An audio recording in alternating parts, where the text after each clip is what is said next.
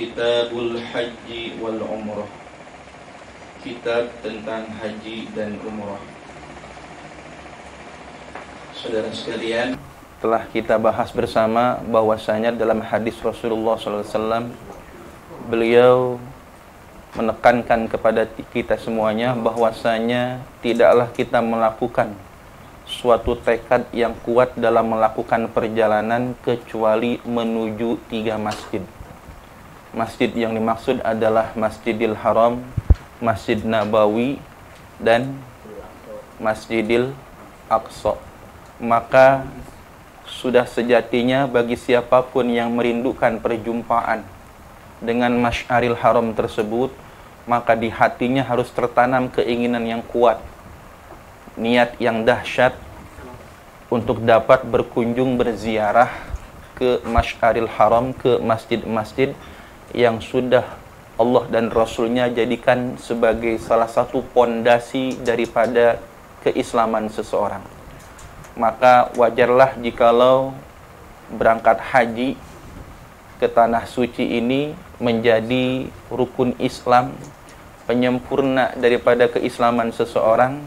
Karenanya sudah seharusnya siapapun kita yang menyatakan dirinya tunduk pasrah taat kepada Allah Subhanahu wa taala, ditanamkan dalam dirinya keinginan yang kuat, azam yang mantap untuk dapat berkunjung berziarah, berangkat haji ke Baitullah.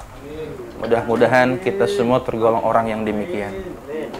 Punya nasib, punya nisab, bisa berangkat ke tanah suci. Mau nasib, mau nisab, itu mah kuma Allah wae. Kuma fadl Allah wae-nya. Ada yang berangkat karena nisab, emang udah cukup ongkosnya, cukup kemampuannya. Ada juga yang karena nasib. Secara finansial mah agak punya duit, cuman emang nasibnya kudu berangkat. Alhamdulillah, tidak masalah.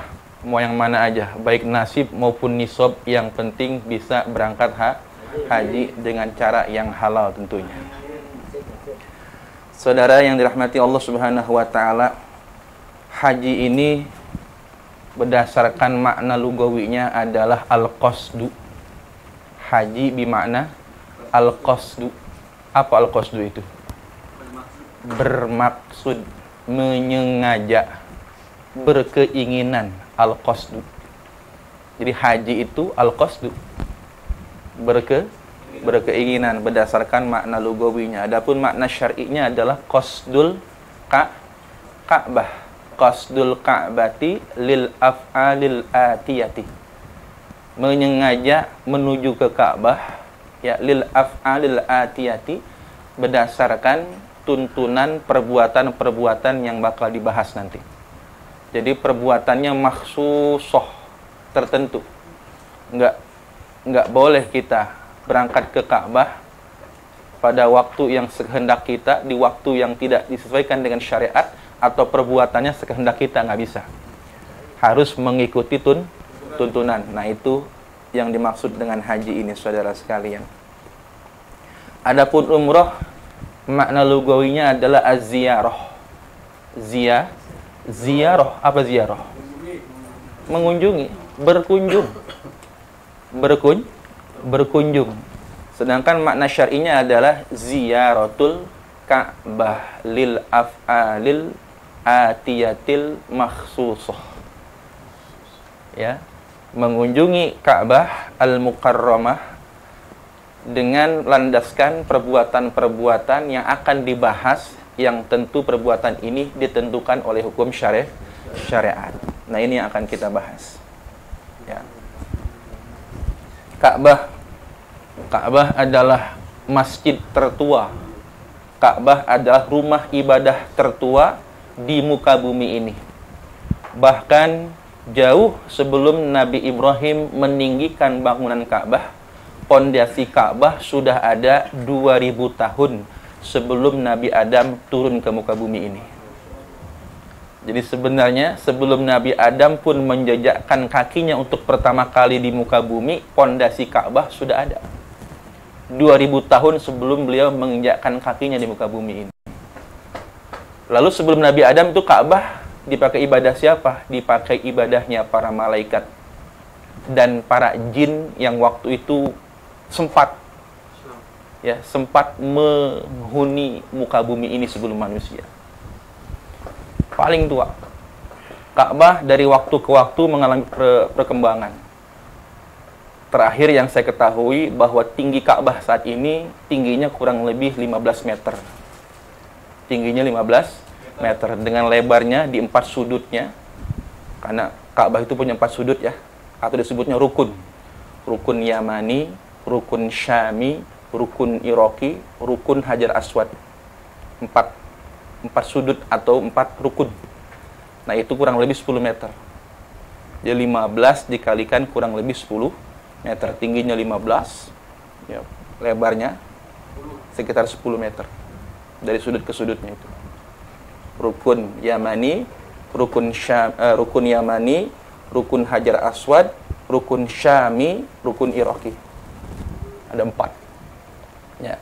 Kenapa disebutkan rukun itu seperti nama negara? Karena menghadap ke negara yang bersangkutan.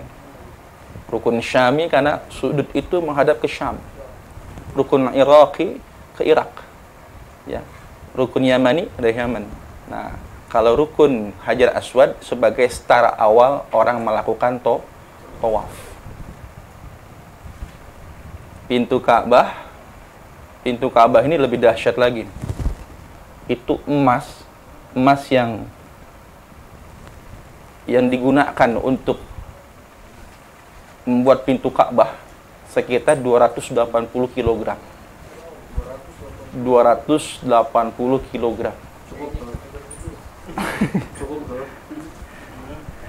Tingginya 3,60 meter. Tingginya 3 meter lebih 6 cm. Lebarnya itu sekitar 1,68. 1 meter, 68 cm lebarnya. Tingginya 3 meter lebih 6 cm. Beratnya 280 kg emas semua. Pintu Ka'bah dengan Hajar Aswad, tengah-tengahnya disebut dengan multazam. Dalam hadis Nabi dikatakan bahwa doa yang dipanjatkan di multazam mustajab. Di multazam itu adanya ini Hajar Aswad, pintu Ka'bah. Nah, tengah-tengahnya itu ada tembok, disebutnya multazam. Pintu Ka'bah yang dari emas itu 280 kg itu. Nah, ini Hajar Aswad. Nah, tengah-tengahnya itu multazam. Di situ. Dahsyat. Bahkan seorang peneliti melakukan pendekatan secara saintifik. Siapa itu namanya saya lupa. Mengapa doa yang dipanjatkan di Ka'bah itu sangat mustajab sekali. Kalau kita perhatikan dalam ilmu fisika itu ada istilah kaidah ini. Pernah dengar nggak kaidah jempol kanan? Pernah dengar nggak di fisika itu? Yang pernah makan bangku sekolahan pernah nggak? Kaidah tangan kanan. Jadi kalau ada kawat dililit oleh, ini kawat nih ya. Kalau ada kawat dililit oleh benang-benang tembaga dinamo, nah lilitan ini berlawanan dengan arah jarum jam. Lilitannya ini berlawanan dengan arah jarum jam. Lilitnya berlawanan dengan arah jarum jam, maka akan dihasilkan energi yang sangat kuat ke arah atas. Makanya begini bentuknya. Ini ada energi yang sangat kuat ke arah atas. Kenapa? Ada sebuah logam yang dililit dengan benang tembaga, lilitannya berlawanan dengan arah jarum jam, maka akan menghasilkan energi yang sangat kuat ke arah atas. Itu teori fisika. Pernah belajar sedikit. Gini anak IPA. Ya, pernah belajar itu. Nah, ini sangat logis dengan teori Ka'bah. Di Ka'bah itu ada satu logam. Logam ini terbukti logam terkuat di muka bumi ini. Dan bahkan logam ini tidak pernah ditemukan di belahan bumi manapun. Logam itu diberi nama Hajar Aswad. Dan terbukti memang dalam sebuah hadis dikatakan bahwa Hajar Aswad ini adalah batu yang memang dibawa malaikat Jibril yang diberikan kepada Nabi Ismail waktu itu, karena beliau diperintah oleh Nabi Ibrahim untuk karena ada rongga di sudut Ka'bahnya, ada rongga sedikit, ini harus ditempel, ditutup dengan batu. Nah, dibawakanlah batu dari surga, diberikan pada Nabi Ismail, Nabi Ibrahim itu diletakkan di situ. Dulu warnanya putih susu, putih bersih. Namun karena terlalu banyak menyerap dosa manusia, akhirnya berubah menjadi Hajar Aswad, batu hitam. Terlalu banyak dosa manusia yang diserap. Berarti sifat logam ini bisa menjadi adaptor, dia menyerap energi. Buktinya dosa-dosa manusia dia serap jadi hitam begitu. Berarti kita anggaplah Ka'bah ini yang mana di sudut, salah satu sudutnya ada Hajar Aswad sebagai logam. Manusia yang tawaf, yang mengelilingi Ka'bah berlawanan dengan arah jarum jam. Betul? Tawaf itu melawan arah jarum jam. Apa makna secara filosofisnya? Hakikatnya adalah kita sedang berjalan berlawanan arah dengan waktu kita hidup di dunia ini. Kita ini sedang mundur sebenarnya. Walaupun orang bilang selamat tambah umur, panjang umur, selamat bertambah usia, padahal sejatinya berkurang usia. Sebenarnya kita itu bukan maju, mundur sebenarnya. Hitungan ajal kita itu bukan maju tapi mundur, sedang terhitung habis. Itulah makanya tawaf itu melawan arah jarum jam. Nah, dan dibuktikan bahwa tubuh manusia ini memiliki arus elektromagnetik yang sangat kuat. Buktinya, kalau ada penggaris plastik kita gosok-gosokin ke kepala kita, tempelin di potongan kertas, apa yang terjadi? Nah, ini bukti bahwa di wilayah rambut kita ada listrik. Betul? Si Patul lagi jalan ketemu artis cakep banget. Tiba-tiba ada yang bergetar-getar dalam tubuhnya. Seperti sengatan listrik yang sangat dahsyat. Ini bukti bahwa tubuh manusia mengandung listrik. Maka Ka'bah ada logamnya, tubuh manusia ibarat benang-benang tembaga yang mengandung listrik. Ketika dililit berputar berlawanan dengan arah jarum jam, maka akan menghasilkan energi yang sangat dahsyat ke arah atas. Apa energi itu? Energi itu adalah yang mendorong doa-doa yang dipanjatkan di sekeliling Ka'bah itu. Dengan begitu dahsyat energi yang dihasilkan, maka doa-doa harapan, keinginan yang dibacakan, yang disampaikan di sekeliling Ka'bah itu dibawa dengan begitu dahsyatnya, dihantarkan dengan begitu hebatnya sampai tembus kepada arasy-Nya Allah Subhanahu wa taala. Ini pendekatan secara saintifik ya. Supaya mereka yang meragukan ya, ini bisa sedikit lebih memahami akan keajaiban Ka'bah ini. Ya, buat kita mah tanpa digituin juga udah yakin.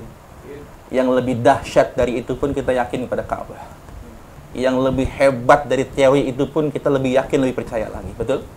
Nah, ini hanya sebagai bentuk pendekatan secara ilmu fisika saja, supaya buat mereka yang meragukan keistimewaan dan kedahsyatan Ka'bah ini, pendekatan ini mudah-mudahan bisa sedikit memberikan pencerahan kepada mereka.